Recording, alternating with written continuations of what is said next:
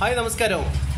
ഇന്ന് പുലർച്ചെ കൊയിലാണ്ടി താമരശ്ശേരി ഹൈവേയിൽ എസ്റ്റേറ്റ് മുക്ക് പെട്രോൾ പമ്പിനടുത്ത് നടന്ന ഒരു അപകടമാണിത്.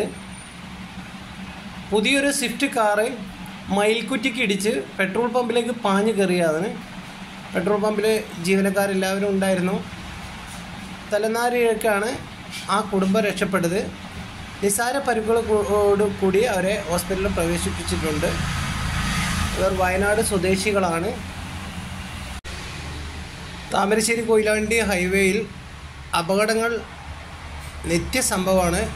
എല്ലാ ഏരിയയിലും ഡെയിലി ഓരോ അപകടങ്ങളും നടക്കുന്നുണ്ട്.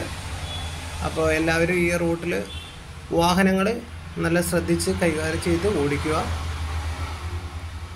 അപ്പം ഭയങ്കര തിരക്കും കാര്യങ്ങളൊക്കെ ആണ്. സ്പീഡ് കാര്യങ്ങളൊക്കെ നിയന്ത്രിച്ചിട്ട് വാഹനം ഓടിക്കുക.